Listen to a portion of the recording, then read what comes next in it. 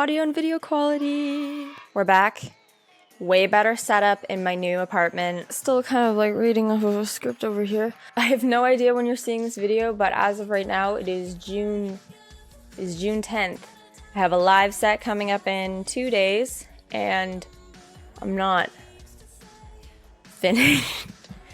I always do this to myself. As of recording, I do not have access to my Grimes Canada fan page, which is a little annoying. There was actually a time where a lot of her fan pages got hacked, so I got really paranoid and made like a really hard password that no one can guess. So it's just a bunch of, I think it's just a keyboard smash, to be honest. So lest I find that tiny little piece of paper that 15-year-old me hid somewhere, I don't think we're getting back in. I just didn't realize that I lost the password. I didn't realize I logged out. Actually, chances are I'm probably still logged on somewhere. We'll have to see. If you're here, I'm assuming it's because you've seen part 1. If you haven't, fine. A little weird, but you're welcome here anyways. I'm taking all of your comments and suggestions. I'm hopefully not going to be doing much of this. Hope this time.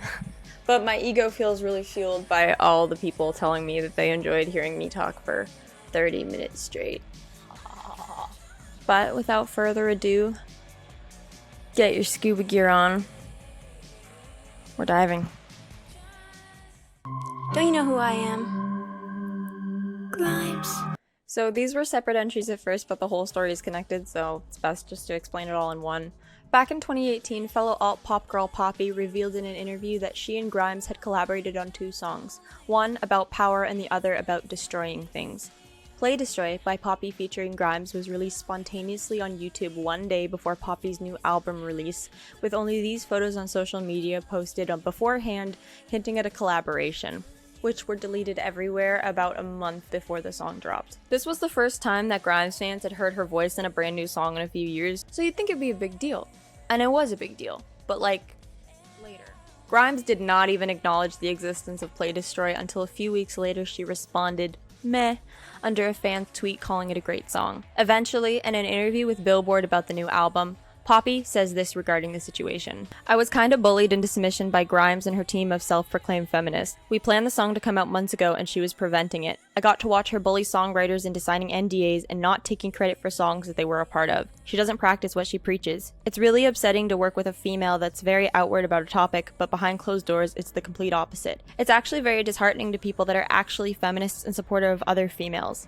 Not a fan of the way she says females, but like, alright Poppy. This was happening like literally right after the thick of the Azealia Banks drama, so it's not really a big surprise why Grimes didn't respond right away. But she was forced to confront the situation in the wake of the release of her upcoming single, We Appreciate Power featuring HANA. Back when the two had been cordial, Grimes tweeted this photo alongside lyrics from We Appreciate Power, indicating that this was the song about power that Poppy had first referenced as theirs. A lot of people, Poppy fans, started attacking Grimes and HANA for stealing the song. But producer Chris Gretty and HANA confirmed it was originally supposed to be theirs. Maybe the song was conceptualized with Poppy, but we don't actually know if a recorded version actually exists. Finally, Grimes pulls out the Notes app and decides to respond to Poppy. "Poppy, you dragged me into a disgusting situation and won't stop punishing me for not wanting to be a part of it. I don't want to work with you. You leaked the song anyway. You got what you want. Let it go. I feel stupid responding. I hate tabloidy drama. I'll delete this shortly, but I'm just defending myself. Would love if we could all just get back to work." So despite Poppy giving the more solid message about the situation, most people assumed that something a lot bigger was happening because of Poppy's then situation with creative partner Titanic Sinclair. If you don't know any of the Mars Argo Titanic Sinclair Poppy rabbit hole, that is a huge story on its own that I'm not really qualified to speak about. But just know for the sake of the story that Titanic is like a horrible person. So people didn't take Grimes not wanting to be associated with Poppy too seriously. Well, I mean, Grimes also followed Mars Argo around this time, so. Eventually, Poppy and Titanic Sinclair split ways, and she called him out on social media for being controlling and abusive. 2 years went by before Grimes finally returned to the beef by responding to a comment on Twitch. Well, I dislike Poppy because she said a bunch of mean stuff in the press about me that isn't true and leaked a song that I made, like, that she barely worked on, that I did a ton of work on with Chris Grotti, and then took my name off the producer credits everywhere. So, I don't know what her deal is. Anyway, over it. It was just a tiny little bit of fuel to the fire. but Poppy had a strong worded response. She never had any production credit on Play Destroy because she never touched a computer, guitar, or synth the whole session. And when we were recording vocals, she was trying to get me to sing the whole song because she was too insecure about her own voice. So no, incorrect. And I'm tired about the misinformation floating around, people taking credit for my contributions, etc. Since this comment, the drama has completely died. Maybe perhaps covered by an NDA. But Grimes did say last year on YouTube Live, "At Grimes, how do you feel about Poppy now that she dropped Titanic? Prob she is nicer now. We haven't spoken, but I suspect that was the issue." And as of December of 2022, she's sticking to defending her songwriting. Finally, I'm not sure when, at some point, an unreleased skit featuring Grimes from Poppy's YouTube channel leaked. Most likely would have just been used as promotion for the songs. Now it's just a memory of what could have been. It's time for you to leave Hollywood, Poppy. No. Nobody wants you here. Why? Don't you know that everyone hates you? Why? You need to get out of here now. Stop this. Don't you know who I am? Grimes. You're gonna pay. Poppy is not done being mentioned, by the way. Grimes, as one person, cannot represent more than a couple ideas. That's why I started developing some of the other characters, like really abstract from like who I am or how I am. You can start being an actor and like start like adding in more voices and start realizing that you don't just have to like, not everything just has to fully reflect you. The Art Angels are the face of it. So like the Miss A entry in the last layer, Art Angels doesn't have any B-sides, so I'm just assuming this is referring to the unreleased tracks. Maybe this is the music nerd in me, but guys, B-sides, unreleased songs, demos, they're not the same thing. Do you know what a visa means? Idiot. Sorry. There actually aren't, to my knowledge, any high-quality clips of scrapped Art Angels tracks, just clips of live performances and snippets. The most famous unreleased song from this era is called David, and it has definitely become a rare fan favorite.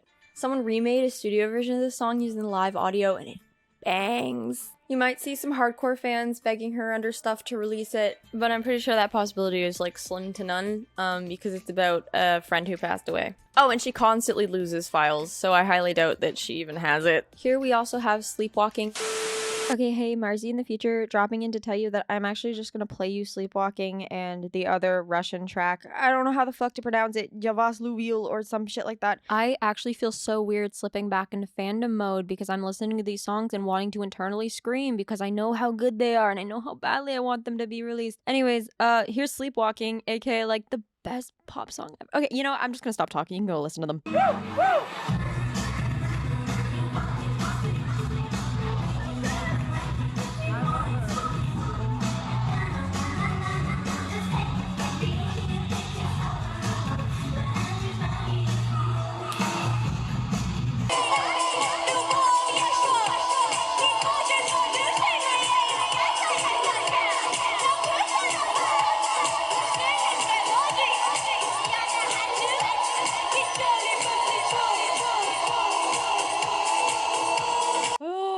Why didn't she release them? They're better than most artists' like officially released songs. From the scrapped album, which were sporadically played live throughout 2014, the demo for Reality was released with a vlog-esque music video around this time as well. Pretty sure Reality was the only song from the scrapped album that made it onto Art Angels. I couldn't find the source of this information, but here's a Reddit comment talking about what seems like a photo of her music file names for songs around this era. There's Evangelion, Miami Bolero, 4-0, and Birthday Song, which is the intro for the Venus Fly music video.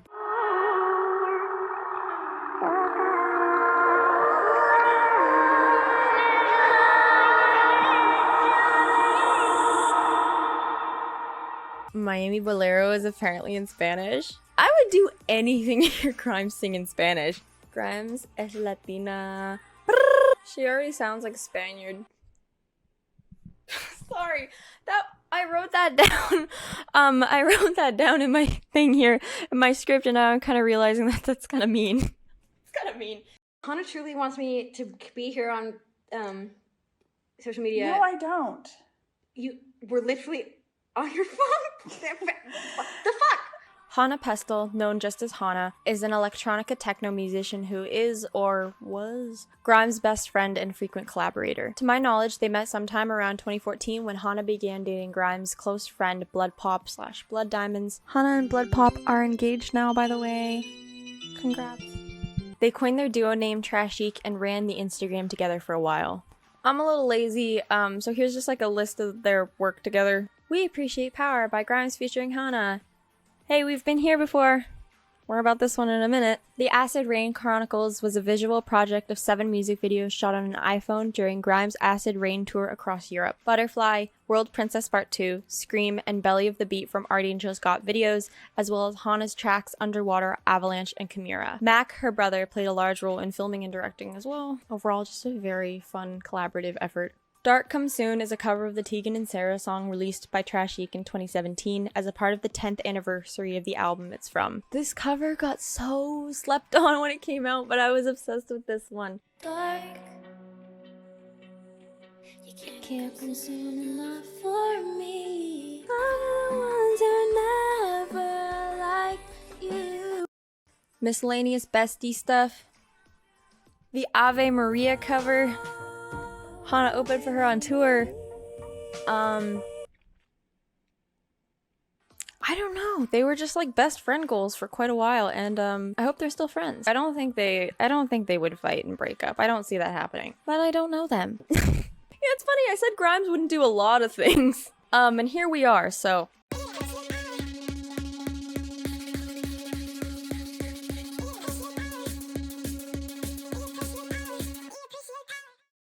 This is so like little and random, but every time I read WAP, like WAP by like Megan and Cardi, I just like, we appreciate power. They fucking took the acronym. In my head, I see WAP, I'm just like, why are you talking about we appreciate power? Why are you talking about we appreciate power? Why is appreciate power so problematic? Why are the conservatives mad about we appreciate power? Wait, can someone, I don't know how to use the Grimes AI, but if someone can like get her to rap over wet ass pussy, send it to me. We Appreciate Power featuring Hana was released on November 29th, 2018 alongside a lyric video. The lyric video could have easily passed for the actual music video because it is like really badass. Most people just assume that it's actually the music video, and most artists I think would probably just drop it as a music video, but Grimes did say at the time that the real music video was still in the works. Throughout the Miss Anthropocene era, she dropped stills of the video, but honestly, like nothing that looks too complete. Eventually, the hype around the promise for the music video was overshadowed by the release of other projects and just, you know, just kind of like a myth that the Village Nut talks about. Here are a few comments that say it was ditched due to editing complications, drawn out album release, shout out Elon and Azalea for that one, and her getting pregnant. I would love to see the music video for it, but I'm gonna be honest, I don't think we're getting it. That's being a Grimes fan, you just gotta learn to move on.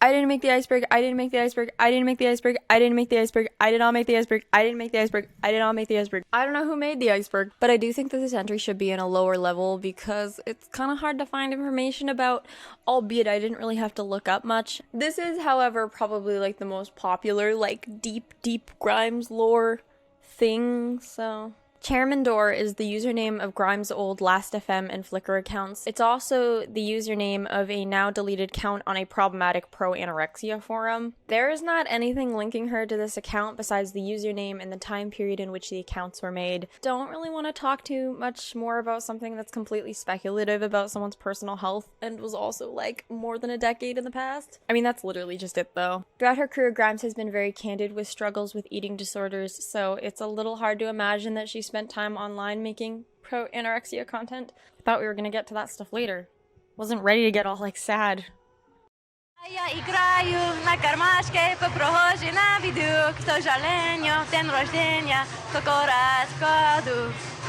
that's great. VK like the Russian Instagram? Not really sure why this is here. She probably uses VK. She likes Russian things. I also like Russian things, to my own detriment.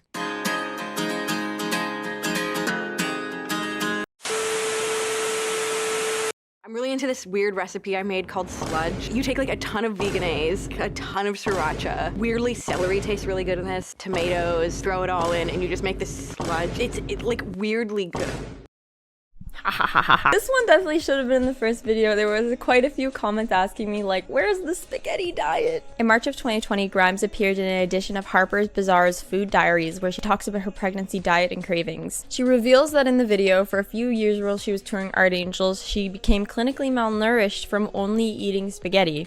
On the last tour for my last record, I was like, the only reliable food is spaghetti. So I was only eating spaghetti for like a year or 2 years. I only ate spaghetti. And I was just like so sick. And my hair actually stopped growing. And I went to the doctor and the doctor was like, you actually are malnourished from not eating vegetables or meat and just eating spaghetti for 2 years. She also said some really concerning things regarding her other diet habits, none of which would be recommended to you by a healthcare professional. Usually I wake up and it's a struggle. Normally I just don't eat all day and then eat one giant meal at dinner. A thing called butter toast. Melt like a stick of butter, put toast in it and then turn the toast over and it's like toast is completely saturated in butter. I love hot dogs. They don't kill cows for hot dogs. Typical breakfast is the butter toast. I actually hate fruit. I basically hate everything besides carbs and fat. I actually dislike vegetables pointedly. It's just like vile. It's like broccoli. Like what the It's like actually disgusting. I don't know how anyone eats it. So to clarify, I usually go to bed around 6 in the morning. My lunch is technically kind of like my dinner. Veganese, I would say, is one of the few vegan things that's profoundly better than the original. I would die for veganese. I wouldn't die for vegan. I mean, that's hyperbole. Although, because she was pregnant at the time, she did say she was eating more properly. I can't not think of, like, the fucking couscous thing that she does. Honestly, though, like, as someone who's a very strange eater and is also possibly clinically malnourished from only eating spaghetti, I respect it. Anecdote time, because there needs to be an incorporation of how for some reason I was weirdly connected to all of this. So back in 2018, a bunch of Grimes Instagram fan pages and I were in this big group chat together. I added Grimes to the group chat because she followed me, and when you follow someone and they add you to the group chat or they send you the message, it doesn't go in your request, it goes straight to the top of your inbox. We were always talking in there, so I knew we were always at the top of her inbox. She would occasionally pop in to like say hi or just like randomly like a message. I hope I can find screenshots of this, but one time we actually had a pretty lengthy conversation with her that ended in her saying, "I have to go. My spaghetti is about to boil over." Or something like that. I know she mentioned spaghetti boiling over. I'd like to think that I witnessed history live as it was happening. You're filming? Yeah. Oh, you just want a picture? Sorry. Whoever made this iceberg dead named Jamie, so I had to go fix it. On Pride Month. Once again, disclaimer for my impartiality.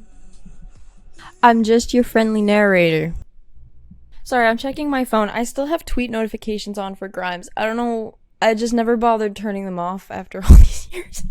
Jaime Brooks, who releases music under the name Elite Gymnastics, was Grimes' partner from late 2012 to early 2018. They adopted a dog when they were together who Jamie now has named Q, short for Quiet from the Metal Gear Solid franchise. Sidebar, after they broke up, Jamie posted one day about like people trying to like get at the dogs and stuff. It's true, Grimes has like an abnormal amount of stalkers and like weird people. I don't know someone at her level of fame who has had this many instances of like people being very creepy and obsessed over them. There's probably other artists who are dealing with the same thing, but I can off the top of my head name like maybe 5 Grimes stalkers. 4 if we're excluding me. I feel bad covering like personal information, but all of this is public fandom knowledge, so. Sometime in 2020/2021, someone asked Jamie on anonymous messaging app Curious Cat a question about Grimes, and she responded. I'll just read it. This question's so fucking goofy. What the fuck is this? Hi, I asked you about your daily job once because I believe that you are the real songwriter and producer behind Grimes. Really, what the fuck?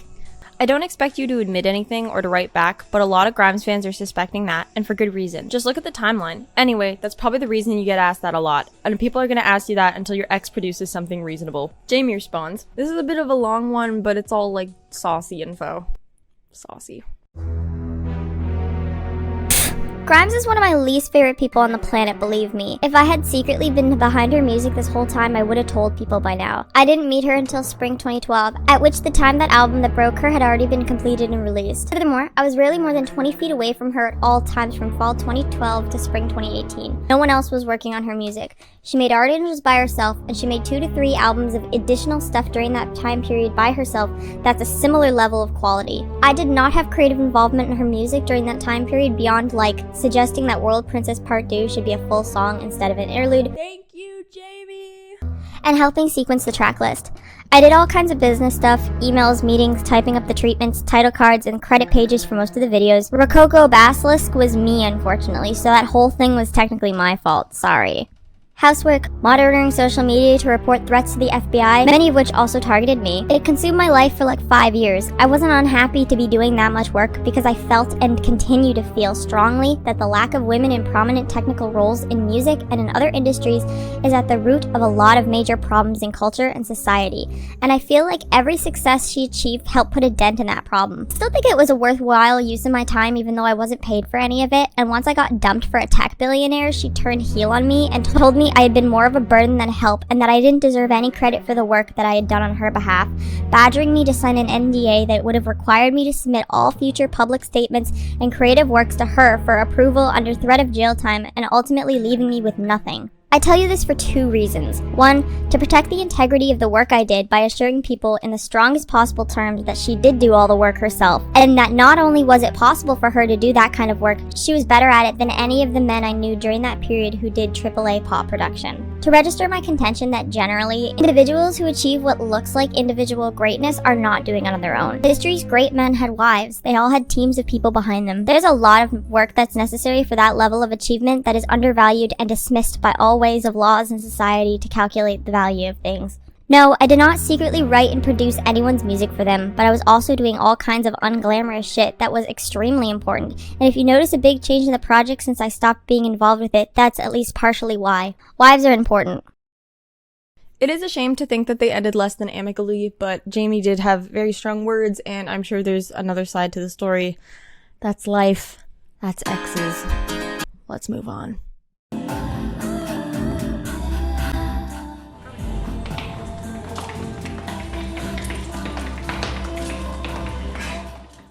McGill University is the school she relocated to in Montreal, where Grimes majored in neuroscience with a minor in Russian. She was a student for a few years until she was kicked out / automatically unenrolled for missing all of her classes due to touring obligations. The music video for Oblivion was very obviously shot on campus. This was her Montreal crackdown era. She talks about a little bit in her lovely Spotify bio. But this statement caused controversy. Some people will say that she was living in luxury at the time because she comes from an upper middle class background and had moved out of province to go to school. I can't tell you how true the luxury thing is based on this 2010 documentary about Grimes named Human Heart by Emily Kaibach. Doesn't look too fancy to me, but it's not a point of criticism. I'm also an upper middle class Canadian. I guess this is my Toronto crackdown era. I have a few friends who go to McGill, and I also considered applying myself. Then I realized I would be surrounded by the Quebecois as an anglophone. Canada is actually like a really small country. Anyways, her first year in McGill, she went to a party and met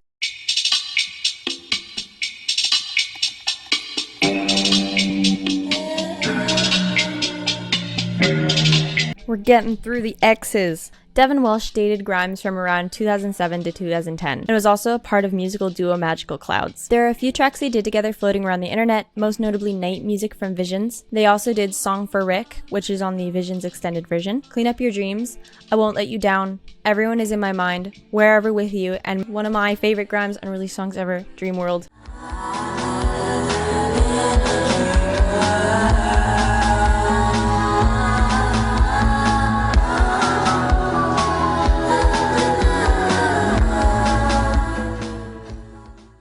And obviously there's the song named Devon from Hafaxa. It was good. Till it wasn't. It's gonna be long. But I think it's all worth reading out because I think it was a good conversation. In November of 2019, Grimes made a comment in a podcast interview about how she believes that live music will soon be obsolete due to the rise of AI, among other largely pessimistic statements regarding the future of the entertainment industry. The quote obviously made headlines, so she decided to take to Twitter of all places to further clarify / double down on her original statement. But like she does, just make it worse. Amidst raging debate, fellow electronic producer and then girlfriend of Devon Welsh, Zola Jesus, made a series of now-deleted tweets heavily scrutinizing Grimes, calling her the voice of Silicon fascist privilege. I'm like looking at... Whoa, this is like 3 pages of... I'm not reading all this right now. I think I'm probably just gonna leave this to like me when I'm editing to do like a weird voiceover. Sup, it's Marzi from the future now. Thank you so much, Marzi from the past, for giving me your dirty work just because you were too lazy to read a few more sentences. Yeah, I absolutely loved hauling my recording equipment in my backpack home. Thank you. Yeah, so let's begin.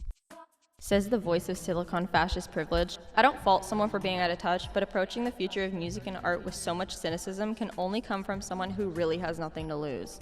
Her new song is really beautiful. Artists are complicated people, but danger comes from unchecked wealth and power. No beef. I'm just over here trying to reanimate the dying corpse of the only thing that gives me pure meaning and joy is all. I'm not a musician second, third, or fourth. Music and performing live music rituals is my lifeblood, one and only. I'm about to delete all of this, but I feel very stressed out by waxing poetic about robotic futures. Maybe I'm too much of a humanist to think that it's a good use of our potential for evolution. The further we distance ourselves from humanity, the easier it will become to oppress us. Then, Devon jumps into the conversation. Full conversation is available in the Stereogum article. I'm only reading the important parts of it because it's a lot of AI discussion, and honestly, I don't care. Like, about AI. Like, I don't care. Really don't care. Lol, sorry, but fuck this. This is Silicon Valley fascist propaganda. These are things we have the power to decide. I'm not willing to cynically dismiss our humanity away so easily like this. A small handful of companies profit immensely by pushing people towards the shimmery, perfect Photoshop world. We can fight back. Don't believe the hype. Silicon fascism is real and has vested interest in framing technological domination as the natural progression of things. It isn't, and I think most of us are not interested in being owned by unelected Silicon Valley kings. Live music is spiritually important. We need it. We have to fight for humanity and work hard to dismantle narratives talking about the inevitability of technological domination. We have to stand in solidarity with our fellow musicians who are out there working hard and doing good things. Dangerous narratives must be challenged. Glad the Grimes interview has sparked a conversation. Ask yourself, what side are you on? Silicon Valley fascism and the bird's eye view of billionaires? Music has been our spiritual lifeblood since forever. We have the choice to continue that, but it involves taking a stand. Then Zola jumps in a little bit again. Assuming music is better automated by AI assumes people don't need to make music in order to feel connected to themselves and the world at large on a spiritual level. It's approaching the idea of music solely as commodity, which feels naive and ignorant. I have an issue with people who are completely disconnected from working class struggles attacking a system that they don't rely on to survive like others do. This shouldn't be about musical elitism. I've seen tons of great music that did not involve exceptional talent on an instrument. It's about a mode of thinking where technology will inevitably replace real human culture. Let's not turn our noses up at amateur musicians. Musical skill is irrelevant to musical expression. Most of the shit that has moved me has not been made by people that studied music. The musical ecosystem we should be the most concerned about preserving is the one for amateurs, beginners, experimenters, and those coming at music uniquely. I'm ashamed of being a messy bitch today, but I do feel like I need to stand up for the headline, guttural act of music, and how it is to declare it's something we'd rely on computers to do for us instead. Like, the whole point is doing the purge, at least for me. Like, not everything is done for the product to sell, especially not art. I was feeling bad about posting that shit yesterday until I saw a video of Grimes on stage pretending to be an AI introducing Elon as her creator. And I'm like, nah, my judgment's sound. Music is only ever a means to an end in creepy-ass big tech worship. Some people value power and proximity to power above all else. It's coming from someone who doesn't tour and has no real incentive to. I felt like her comments were coming from a place of privilege, unempathetic, and lofted far above the reality of most working musicians, but I don't blame her. Before I get to Grimes' responses, here's the AI creator video Zola was talking about. In the picture, there will be no straws, I promise. Los Angeles, November 2019. The skies are polluted. The world is addicted to oil. But we're here to offer a solution. The Cybertruck. The number one mode of transport for a cyber girl. The greatest evolution in vehicular, fashion, and function. I now present to you my creator.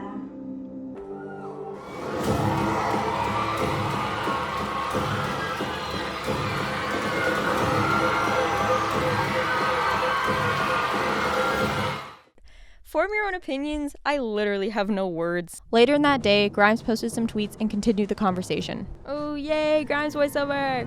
I agree with ZJ. Let's not call this a girl fight. She's making hella interesting points here. Let's go in. Technology has always changed the way we make/consume music, and it's not going to stop here. Where could it go, and what are the potential positive outcomes? We can't prevent bad outcomes if we don't start envisioning good outcomes. Technology is democratizing music. People are making stunning art on laptops with no music education. More people making music equals more art in the world equals net positive. I'd argue that we're in the midst of an incredible creative explosion largely driven by accessible music technologies. Not all art will be good, but that's what art is. What matters is that people are experimenting, and that also goes for the performance aspect of music. There's no question that a live human performer is one of the most moving things we can experience. I've been to hundreds, if not thousands, of live shows. But that doesn't mean we shouldn't engage in thought experiments of what could happen in the future.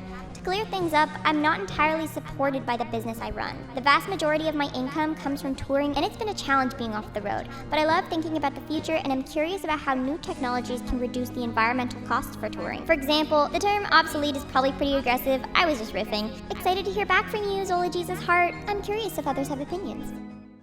Grimes obviously trying to be super friendly to Zola here, but I don't think Zola shot back with the same energy, to be honest. I appreciate a good thought experiment, but an unbalanced one can come with consequences at Grimes. The lack of nuance and empathy in which you discuss these possible futures on that podcast interview felt like they were coming from someone who has nothing to lose or doesn't need to readily interact with possible negative outcomes. Don't even get me started on meditation is boring. I disagree, but it seems to me you're cynical about art and people's connections to it. But instead of refusing to double down and engage with humanity harder, you're making the choice to step back and let the more negative aspects of our society and this negative future lead your connection. AI avatar, so you don't have to actually talk to your fans. It seems entitled and ungrateful, and something that can only be done by someone who really doesn't want to have a better future and more honest human connection. I say this because all these dangerous narratives make me want to do the opposite of what you seem to want to do about it. Which is why I feel like even though bringing up these hypotheticals is a good start, the only alternative you give us to all of this is become DJs. I didn't train for 10 years to become an opera singer just so I could press fucking play. Okay, I'm putting the fucking DJ scratch in there. Hold up, I was a fan of everything she said up until this point. Just diminishing the work of DJs down to pressing the play button is just so fucking gross and wrong, I think. But her point still stands. I still agree with her on the main point. I just needed to chime in and say, Zola Jesus, you're hella wrong for that. Okay, back to the thing. Not everyone wants to be a DJ, and not everyone makes art just because it'll make them money or popular. Art does not have to be inextricably linked to wealth and power like it seems you're focusing on, because for musicians like me, it's not. I totally agree that AI can and has been used as a tool to make art in beautiful ways. I also agree it's important to discuss what possible futures there are. But art is not always bound to tech innovation. Otherwise, why would I train to be an opera singer when microphones exist?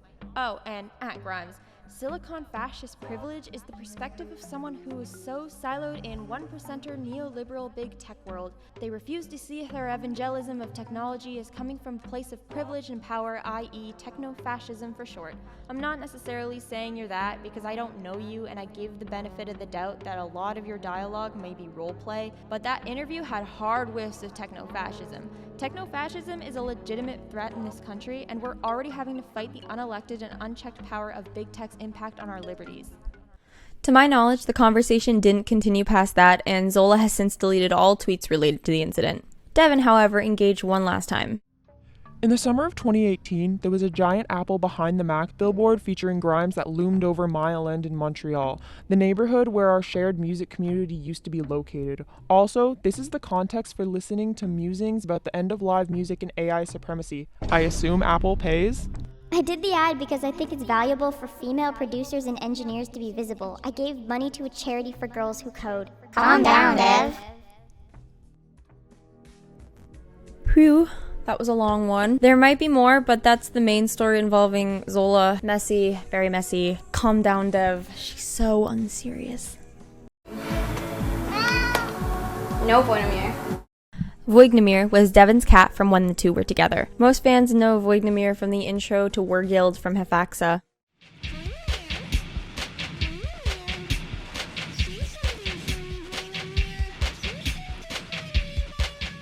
Guest on this breaker? No, I think I like sampled my cat. I was yelling at my cat trying to get him to like talk because I wanted him to meow and he wouldn't meow. But the sample, because I was like, come on, Voignamir, say something, Voignamir. And then it was like such a creepy sample that I just put tons of distortion on it and then just like put that in.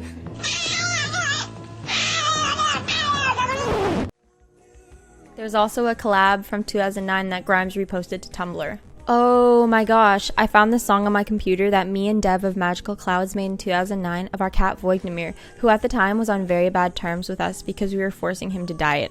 So he was very violent, but literally like 20 to 30 pounds. I don't know why it sounds like indie rock, haha, neither of us really make music like this. Unfortunately, Voignamir passed away in 2015. Very special cat.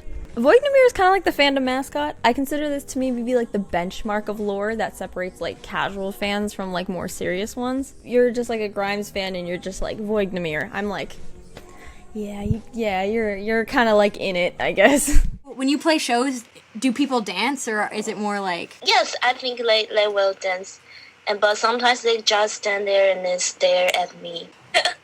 My camera says low battery. Please don't do this to me. Aristophanes, known now as Pan, is the Taiwanese rapper featured on Scream and Darkside. For Art Angels, Grimes says she knew she wanted to collaborate with a rapper, but didn't know who until she stumbled across Pan's SoundCloud and reached out to her. Pan is a Taiwanese rapper. You know, I sent her some weird song that sounded like kind of like Pantera with beats, and I was like, do you want to work with me on this? Pan had no idea who Grimes was at the time, but researched her and said that her music blew her mind and accepted the collaboration offer. Aside from Scream and then Darkside on Misanthropocene, Grimes produced and features on Aristophanes' song Humans Become Machines, which I'm kind of realizing now sounds a little bit like 4 a.m.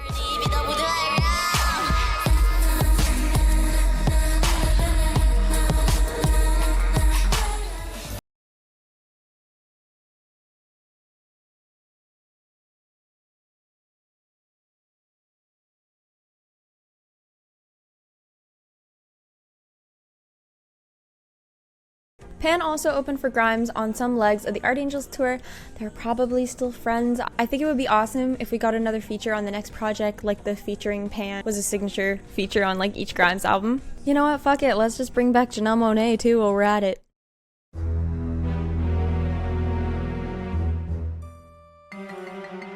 In 2020, Grimes debuted her virtual art exhibit, NFTs, called Selling Out, at Gallery Platform and Macron, Los Angeles, which included several pieces of her own art, prints, photographs, and a legal document entitling ownership to a percentage of her soul.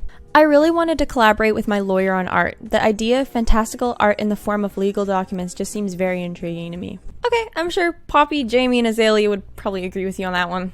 The description on the online exhibit read, "The purchaser will enter into a contractual agreement that outlines the terms of ownership and ultimately the connection to the joy of artistic expression." I didn't want anyone to buy it, so I said we'll just make it 10 million and that probably won't sell. But then she retracted on the statement and decided to settle on the best offer for her soul's cost. Each artwork was sold from anywhere between $500 to $15,000.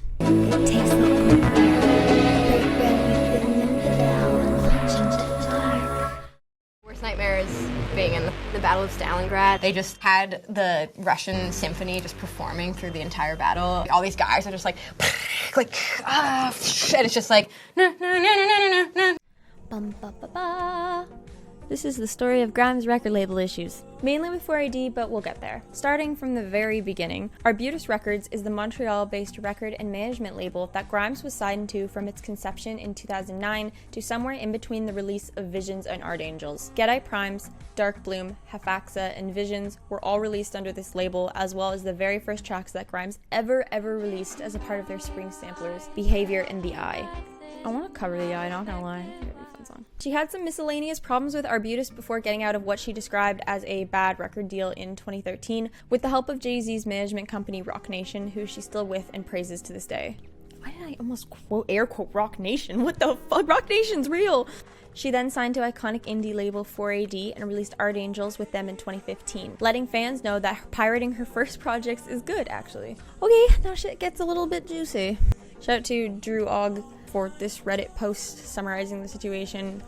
I'm kind of plagiarizing you. So, everything was smooth sailing until around 2018, fans noticed that Grimes had briefly edited one of her Instagram posts where she had teased new music to say, "Welp, no music anytime soon after all, music industry's trash," before deleting the caption entirely. That same day, she and 4AD unfollowed each other on social media and she removed the "new album soon" portion of her Twitter bio. It was pretty obvious that something really bad had gone on. Fans took to Twitter to start pestering her with questions regarding what happened, and she clarified a little bit. No problems with management. My first comment, I'll have to delete it soon. Thank you forever. I'm crying every day about this. It means a lot to me that you guys stick around even when there are these giant waits between music. I'm not allowed to say, but there are some people involved in my career who would rather destroy me than build something. Indie music is more about egos than money. If you hurt someone's ego, they don't mind forgoing what you're potentially worth to them to take you down. I'm gonna have to delete this. I actually seriously want to say, for those suspecting that the issue is rock, the only reason Grimes exists is the Rock Nation continuously saving my ass from whack people who took advantage of my youth and naivety early in my career. For anyone who talks shit on Jay-Z, he had me come over and play him Art Angels before it was done. He always encouraged me and made me promise to follow my heart and never worry that Rock Nation wants me to be something I'm not. The rumor that they're controlling me is so opposite from reality, but I'm solving it. I just have to take one last hit. This is not her last hit. It sucks, but I'd rather not make fans suffer through more unexplained drama. There's some seriously fucked up and crazy shit going on behind the scenes of my career this whole time that I've never spoken of to protect myself legally. It's all good. I'm handling my shit. Y'all just have fun. I'm sorry for making drama. I just want to create positivity, and complaining doesn't do shit to accomplish that in the end. She then tweeted 2 months later about working on something that could potentially be released very soon. 4 days later, she directly changed her bio to 4AD can suck my dick. Miss Anthropocene was released on 4AD in 2019, marking the end of Grimes' contractual deal with them. She got the fuck out of there. She actually stated that the majority of Miss Anthropocene was made to appease her label, so who knows what could have actually been made if she had full control. Grimes was technically an independent artist from that time to early 2021. She didn't release anything though, so it doesn't really matter. Before announcing that she had signed with Columbia Records that March. Under industry titan Columbia Records, she released 2 singles off of her rumored upcoming album Book 1 before parting ways with the label in April of 2023. No reason was given for the split, but Grimes has mentioned on Twitter on numerous occasions about feeling much freer without a label, and even when she was with Columbia, wishing she was independent instead. I completely understand as an artist, like, just needing full creative control, but not only needing full creative control, but also just not having someone like fucking looking over your shoulder the whole time. I've always said that, like, I can enjoy doing something as much as possible, like producing music or making videos, but as long as someone is forcing me to and like putting me on a deadline, then I'm not going to enjoy it. I don't know, maybe she's the same. I'm just finishing an album, and I think it is by far my greatest work that I've ever done. I actually just made the last song for it like 2 nights ago. I think I went into this being like, I'm gonna sign into a major label and I'm gonna be a really big artist and all this stuff. And then like in that process, I started being like, no, like I just like literally don't care if anyone listens to this shit. I just want it to be like great. Book 1 is the rumored forthcoming Grimes album. I say rumored because it was confirmed, and then unconfirmed, and then confirmed again, and then unconfirmed. Actually, I'm just gonna play you a roll of all of the conflicting information she's given.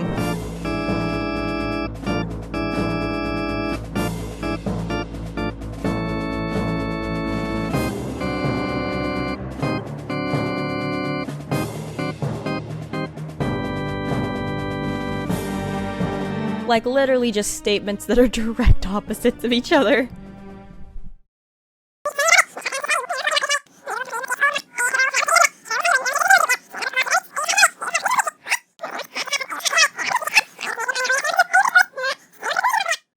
Over the summer of 2021, Grimes joined TikTok and almost immediately had another scandal. She posted a video with the caption, "AI is the fastest path to communism." I have a proposition for the communists. So typically, most of the communists I know are not big fans of AI. But if you think about it, AI is actually the fastest path to communism. So, if implemented correctly, AI could actually theoretically solve for abundance. Like, we could totally get to a situation where nobody has to work, everybody is provided for with a comfortable state of being, comfortable living. AI could automate all the farming, weed out systematic corruption, thereby bringing us to as close as possible to genuine equality. So basically, everything that everybody loves about communism, but without the collective farm. Because let's be real, enforced farming is really not a vibe. Or like something like that. You can definitely understand why she got in trouble for this. The TikTok has not been deleted, so I can't believe this actually sits somewhere near the lower end of her problematic things. Within the scale of the life of the cosmos, a human life is no more than a tiny blip. So be the change. So in case you didn't know, Grimes' 2020 album Misanthropocene is a conceptual project where each song is told from the romanticized perspective of certain gods of different aspects of our society / life / culture. They're some pretty dark and deep ones in there, kind of sad, to be honest. And the album title, Misanthropocene, is a play on the two words misanthrope and anthropocene. Misanthrope? Misanthrope. I don't care. Puns. I think I just described her album better than she did because she kept shooting herself in the foot when describing it. Yeah, back when the album was in promotion, she kept describing it as an evil album about how good climate change is. If I'm stuck being a villain, I want to pursue villainy artistically. If there's nothing left to lose, that's actually a really fun idea to me. I think it's freed me artistically. The best part of the movie is the Joker. Everyone loves the villain. Everyone fucking loves Thanos. Let's make some Thanos art. The way I figure it is that climate change sucks and no one wants to read about it because the only time you hear about it is when you're getting guilted. I want to make climate change fun. Miss Anthropocene has got a Voldemort kind of vibe. She's naked all the time and she's made out of ivory and oil. It's gonna be super tight. Ay. Honestly, she does have a real point about forever being tied to, like, the villain label. I'm not saying it's not her own fault, but, like, yeah, she's kind of stuck with it now. And her choosing to embrace that as a part of the, like, rooting for the antagonist trope in media is actually, like, pretty smart. Because it is true, like, Walter White, would he have switched my stevia out for something? Yeah, probably, if it saved his ass. I love that man, though. Anyways, the way she went about explaining it just, like, wasn't the best. But I think the official album poem is kind of better. I think it explains it better. I, poet of destruction, hereby declare that global warming is good, so you humans have carved your existence into the earth lest you be forgotten. Why lament? Be who you are, embrace your demise, for you are the architect of it. How smart you are to eradicate a species as resilient as your own. Why deny your power? It is the greatest show in the universe. Celebrate with me, the most momentous of deaths. Now it's time to burn twice as bright and half as long. Sincerely, Miss Anthropocene. Furthermore, in 2020, people noticed that Grimes and her team began putting up "Global warming is good" street art and billboards around multiple cities. Oh, Canada, Toronto. You know, she filmed Kill Me Mame here. She filmed Venus Fly here as well. I was like, well, we could just throw my picture up and be like, buy the album, and no one's gonna give a fuck.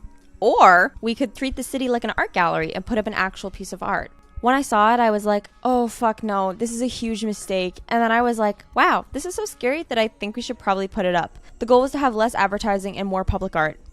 I get it. She's just really bad at wording things. I think just the fact that she put the 4 words like climate change is good.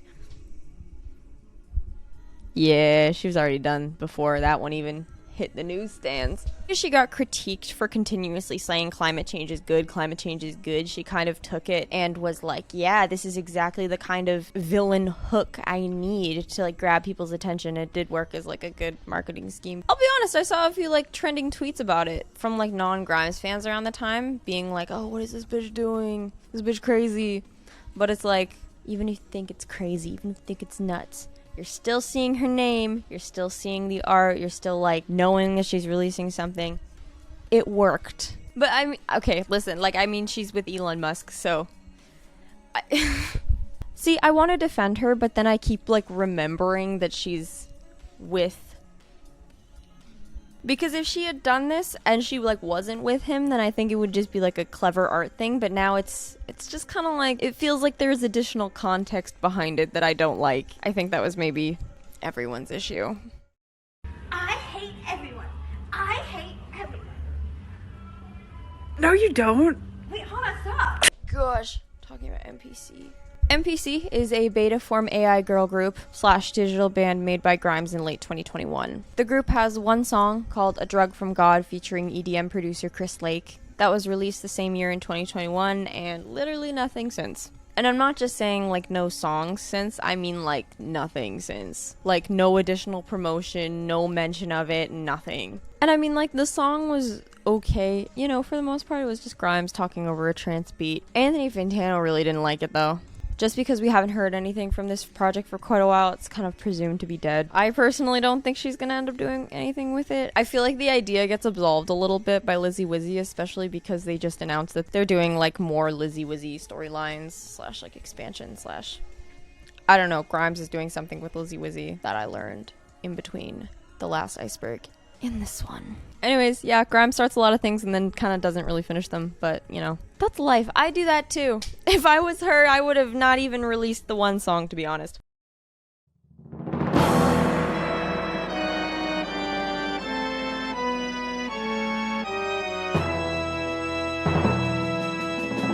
Okay, I am so incredibly happy we get to end on something like kind of spicy. In September of 2022, former Crystal Castles lead singer Alice Glass posted some non-context Instagram stories saying she would like to call out Claire, aka Grimes, for something, but being scared too because she would get sued by her again.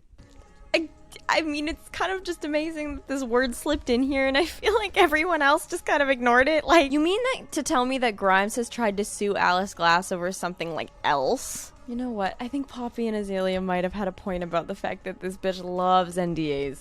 Glass wrote, P.S. It really hurt to be ignored by seemingly progressive female artists I know who have been influenced by me. They didn't say anything when I spoke about my years of abuse, especially the Canadian ones that came after me. I know they wish I would have given up and gone away, and it really hurt me.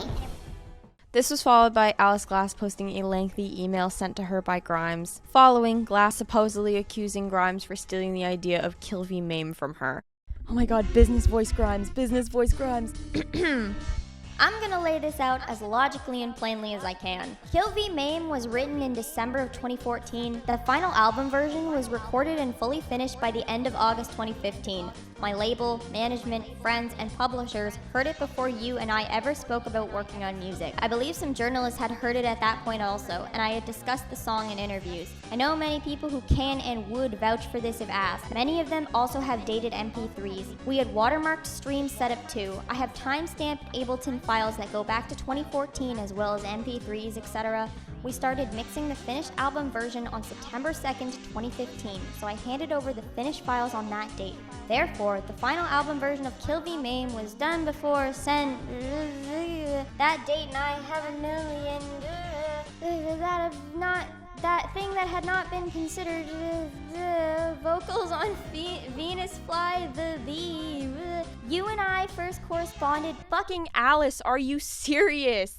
Physically no way that anything small could have affected Kill V Mame at that point. You can pretend otherwise, but there are at least 10 people in a long paper trail that proves you wrong. Sidebar, I love how you can tell she's getting like angrier because of how properly everything's written. Like if you've ever seen a Grimes tweet, it's very unserious. Most likely there's a spelling error in it. For her to send out an email that actually has like italicized letters, oh, she was steamed.